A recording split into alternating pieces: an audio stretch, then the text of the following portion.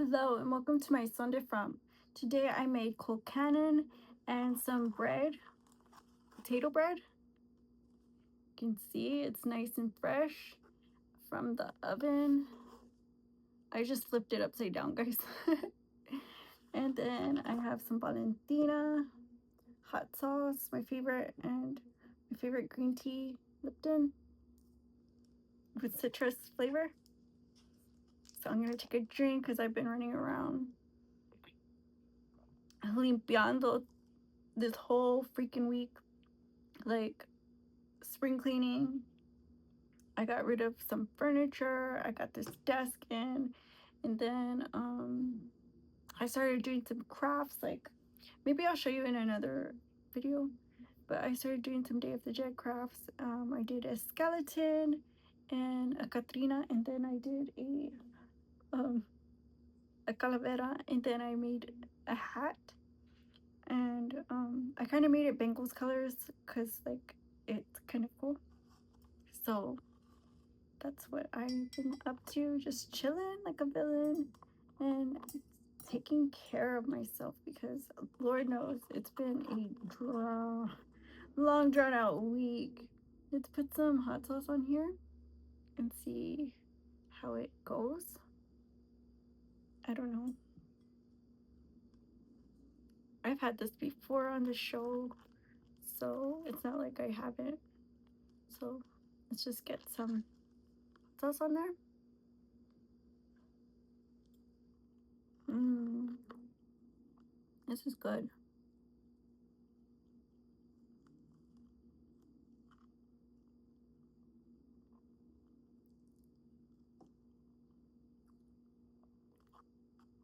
Valentina definitely, it goes really good with it.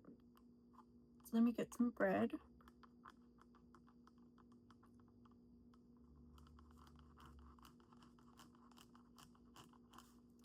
I'm gonna cut a little stingy piece just to try it out.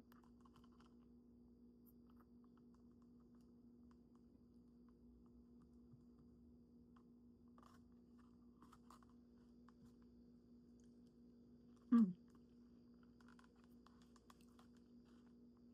So this is the bread. I kind of squished it a little bit, but this is the bread. I baked them together, so you can see where they were baked together. It's really good. Put some hot sauce on it. What do y'all dip your bread with?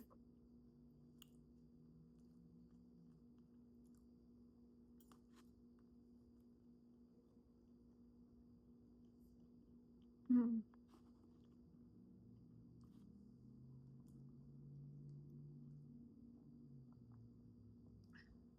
So I actually used yeast in this bread.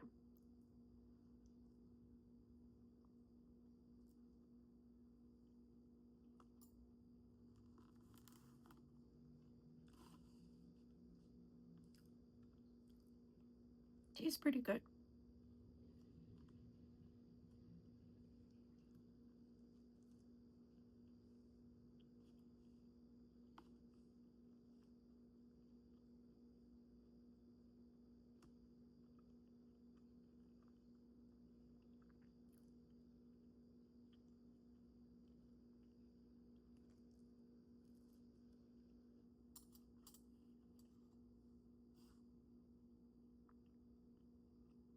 I'm not the expert, but if you make colcannon and this bread at the same time, like you will not be sorry.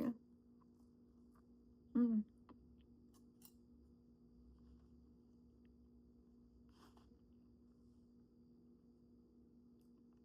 I think I usually see people making colcannon with like soda bread,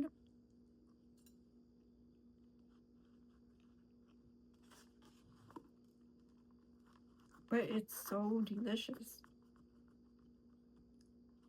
And Halloween reminds me so much of like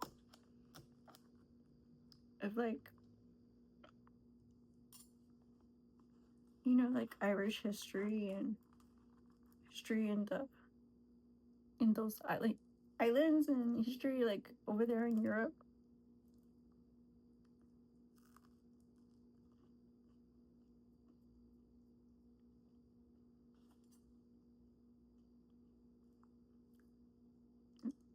And like I'm not like related to anybody famous from like Ireland or whatever. It's just like my family is like nomadic, so like we had my migration like in our genealogy from those islands specifically. So I learned a lot about um the food, the culture, the language, the people, from my elders in my family.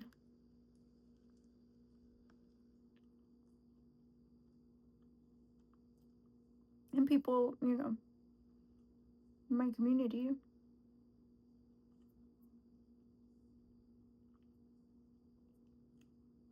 Mm. And I kind of help, you know, continue like the traditions and stuff. Because, like I said, I think it's important that we do that, that we embrace people, as they are, embrace roots, embrace, culture, period, you know?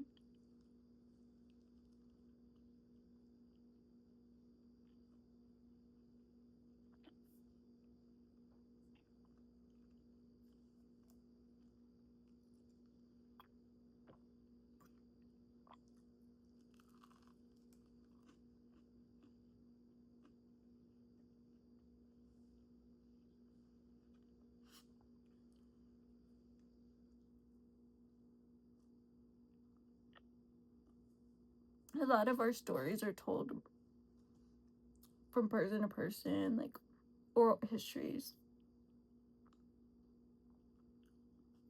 A lot of these facts that I know about my family, about my ancestry, about my heritage and stuff, it came from, years and years and years of things that were, you know, kind of retold to me. Things that, you know, that I experienced, and, you know, over time you kind of get to embracing it, and, you make it a part of your own like you make it your own part, your own ways. And I think like a lot of people like think like you have to continue things like the way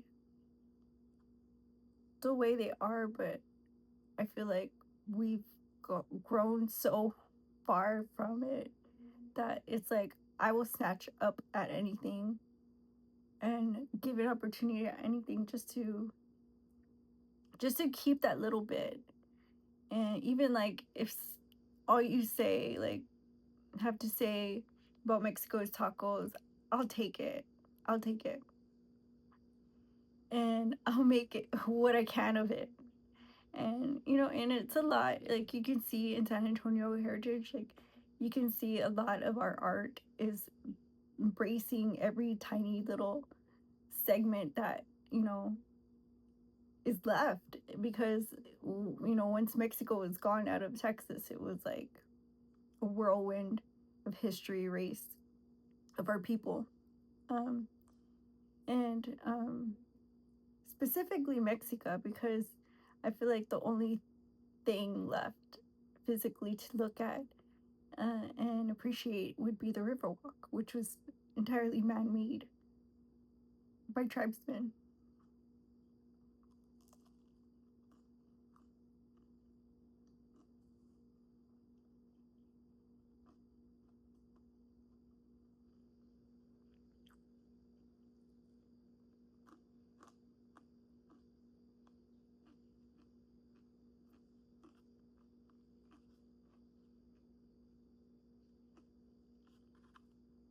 But I mean, if you look at American history itself, it will teach you about all the trips that people took over here and how everybody just kind of chilled. They just kind of vibed out and hung out, like, you know.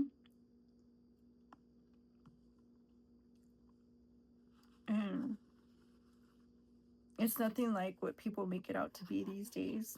You know, they say it's from generations and generations of um, fighting, but and I can say that happens in other countries or other parts of the world, say like Gaza, but in America, no, there's not been a record of one people's versus another people's constantly. I'd say you probably run into some rough neighborhoods, but other than that, there's not been a record. Look at this beautiful bread of those types of situations, ongoing situations where one doesn't get along with the other. It's never been that ways, and people always talk about, well, Mexico and France. Well, if you look at the demographics where France landed, a lot of them, you know, spread their roots and kind of influence the culture there too. So we may have been at war, but you know, love wins again.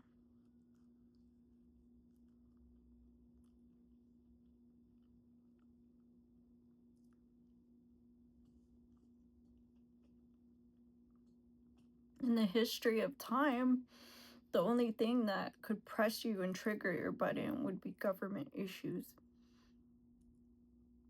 And the only thing that could cartel violence continuing would be triumph and one winning over the other. It wouldn't be a continued battle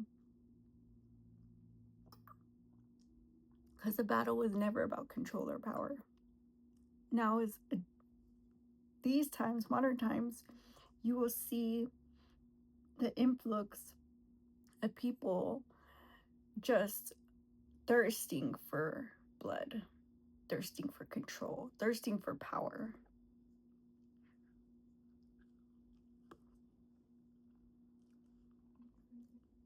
And they will blame your race, they will blame your creed, your orientation. But honey, you're not the problem. You were never the problem.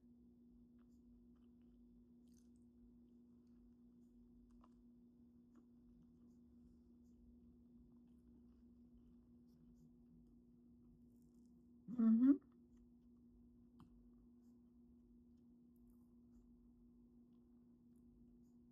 And all this stuff about how we always fight, this boring topic of death, how we always fight.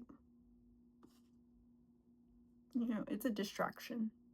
It's a distraction because they have more coming up in store for us. And,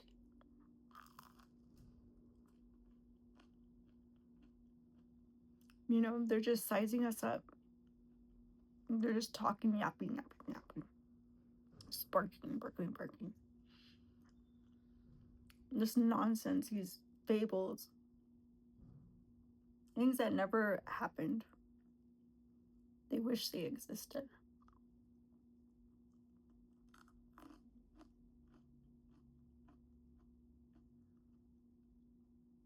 This kind of passive aggressive approach to dismiss us and dismantle any, ideal situation in which we can continue embracing our heritage and ancestry and peace and continue learning and growing concerning our culture, in, the safety of our own community. They want to break everything up. They want to tear all of us down.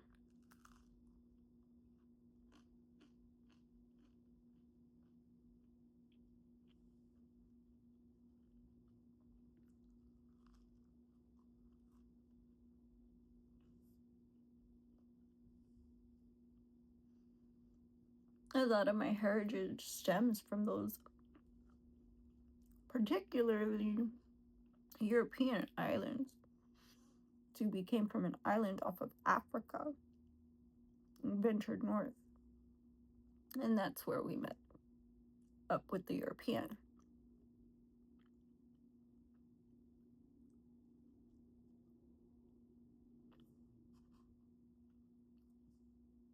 Some went right, some went left.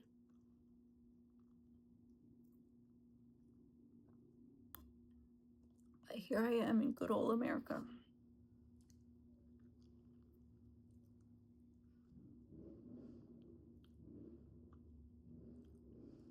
And I find it hard to communicate these concepts with people who are from European islands. And it's not like this migration occurred centuries ago.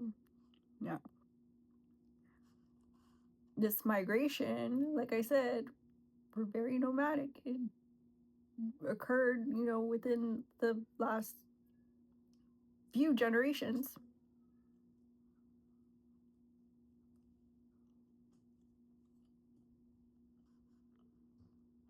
So that I can tell you,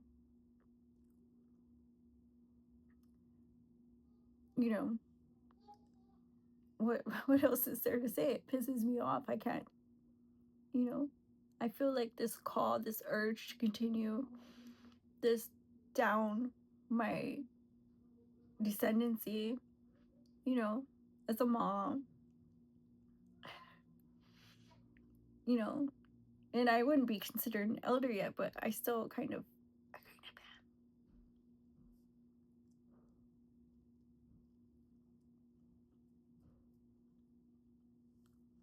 And for the life of me, I feel like, what do I have to offer them except for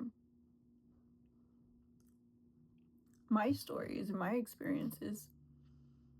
And, I kind of I want it to be a thing.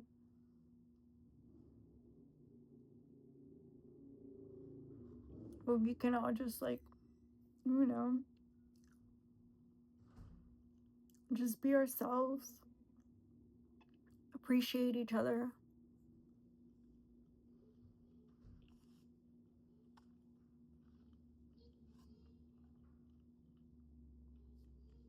You know,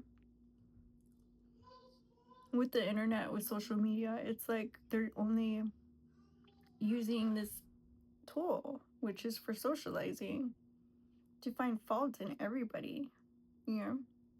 And you wonder who's behind this. Like, Big Brother's behind this. They want us to self hate. They're trying to normalize this self hate. And I think, the more you play into it,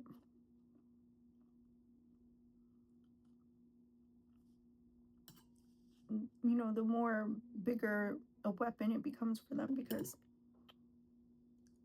how handy would it be to just pull out that trigger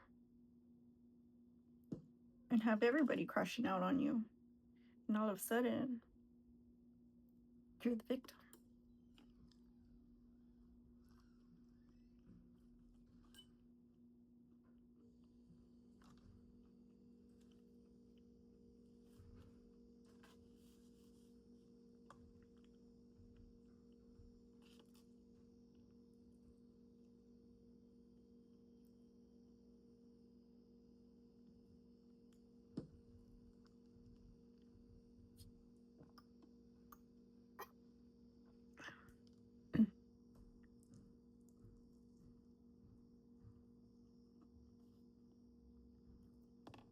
And when you do try celebrating your own heritage, somebody comes and clocks you. They're like, you're not doing it right.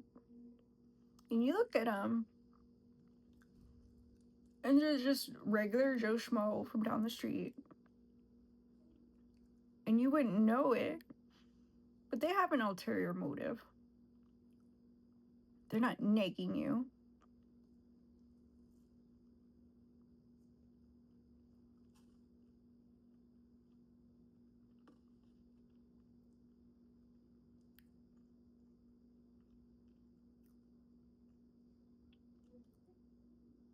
That's how it's done. One by one. You know? Another notch on their belt.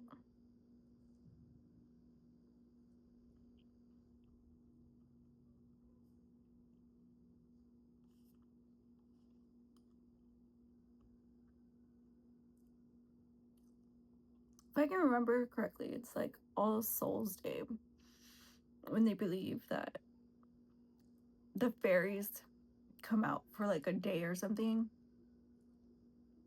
and the witches scare them back in. And they also believe that that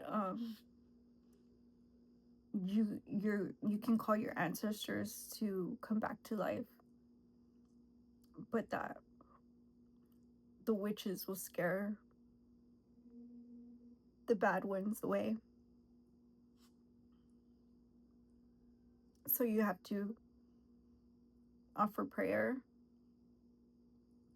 or something. And then like if they don't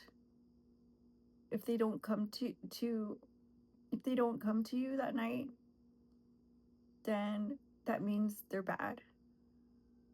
And the witches will see them and shoo them away.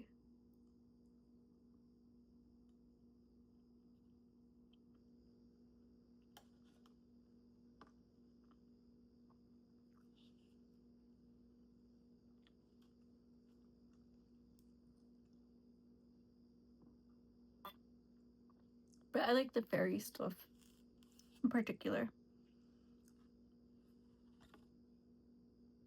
Because I actually believe that there's witches looking for lost souls, and it makes me very sad.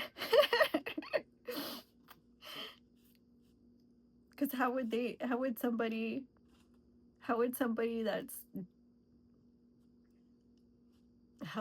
that lives outside know a evil spirit? You see what I mean? If you're outside and you're looking for somebody that's outside, like, are you gonna know?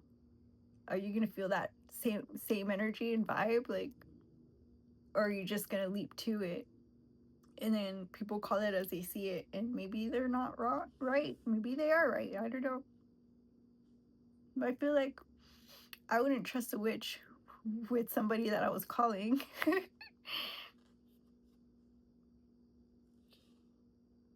I mean, I don't know. Like in Mexico, they do it different. They stay there the whole night, so nobody's excluded, and that makes sense.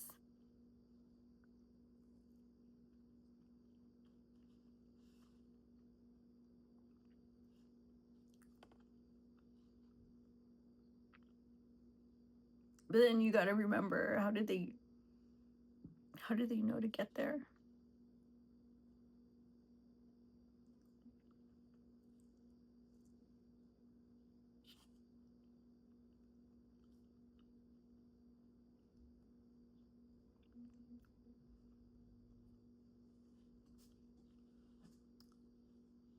So Dia de los Muertos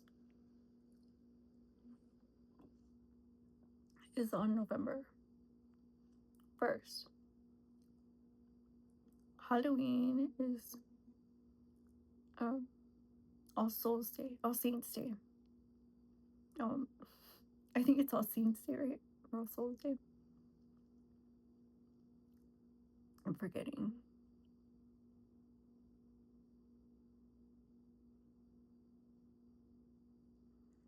And then we have one for the children on the 2nd.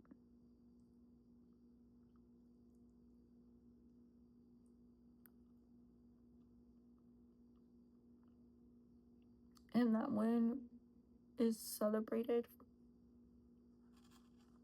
for 2 days because they have their own specialty. So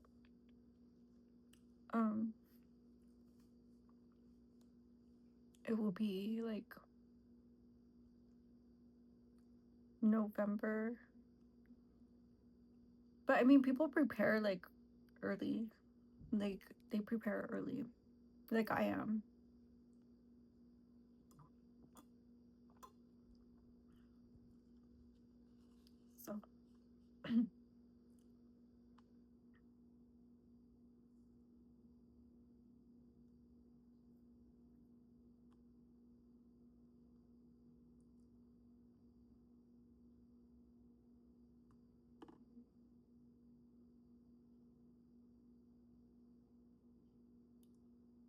But I mean, like it's like certain traditions that I genuinely think that, you know, excluding it is like kind of wrong. I think for me, like I think it's like if generally feels wrong.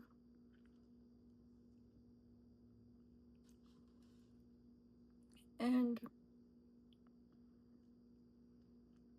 I think like honoring your family members who departed, if that's something in your culture, I think it's a wonderful thing to embrace. And, you know, cherishing their legacy is something positive because, even when we leave this earth, we can also still be a good, positive influence on the world. Like, for example, I like Phyllis Wheatley. Um, so, like, whenever I have like a trying time or moment in my life, I think back about Miss Phyllis Wheatley, and and she's like a deer in my heart. Like, so I cherish her legacy because I can see, you know, the greatness that is her, you know, and I feel like the world needs to know her. I feel like there's so many people that the world needs to know, and a lot of people come to mind, like Princess Di, MLK. There's so many. There's so many. The Pope, when I was growing up, our Pope was so loved. He was like, I don't understand. I mean, I don't think you would understand if you weren't there, but it was like, I don't know, he was like a part of the family. And it was normal. Back then, it was normal. Like, there was a male role model in your life at any point in your life, like at any age, you know, back then it was like normal to appreciate them. So our Pope was like, it was like the greatest thing. Um, but nowadays they normalize making fun of Catholics, period. But I don't know. That's why I think that I'm saying this, like, it's not normal. It's not. It's not normal. We have freedom of religion and freedom of expression. And yeah, I think it's generational. When we pass down things, we pass down things, that our descendants learn to appreciate as well. And by setting examples, I feel like if that's the only thing you can do, then do it and use whatever you got. Because I mean, I'm using styrofoam, cardboard. You see me, I use paper, crafting paper, the tissue, um, recycled everything. And I'll spend like maybe 10 bucks a year, but I keep it and I reuse it. So, I mean, it doesn't cost a lot, but it's, kind of making the point and, setting standards for you, because I feel like there's so many people that have that in them that they don't know how to they don't know how to express it. And I feel like, to me, art is it. To me, the oral stories are it. To me, being able to put it on um on like record, whether by video, by photograph, or pinning it down. You can paint, you can crap, however you want to do it. I feel like it's worth it.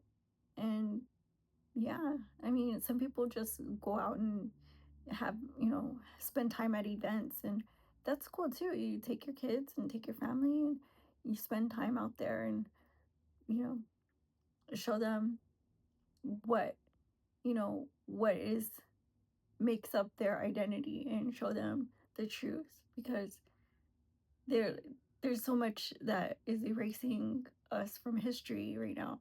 There's so much that's, they're scrubbing every aspect of who we are off the, off the record.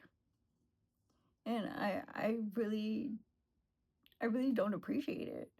I feel like, you know for the most part, like, this began a long time ago, because America stopped having um the need, the public's interests, and kind of separating, the government from people's, being intrusive in your personal space. And yeah, I think that's probably could be a thing, where, they just kind of say, well, America's a melting pot, and we're all just kind of the same thing. We're not. And, by saying one is different from the other is the wrong way, but by embracing and appreciating culture in its entirety as it is, and receiving it and saying, yeah, you know, celebrate it, applaud it. And that's the way to go. That's the way to always go. Um, so I just wanted to point that out, because I feel like a lot of people point things out in cultures when actually it shouldn't be so. It should be like more well received.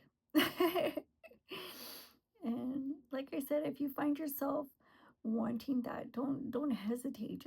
Just do it. Take a little bit of time and do it, because you'll learn to appreciate more about you than you know, and it feels really good to just kind of be proud and wear your identity for a minute. Like, it's just so important. Sometimes we got to take a step back, look in the mirror, and be like, damn, hunty, like, wow. And just enjoy, just enjoy it. Like, it's normal. It's normal. Stop normalizing the ladder. Like, how about that? But thank you guys for watching. I'll see you on the next one. My son different. Bye bye.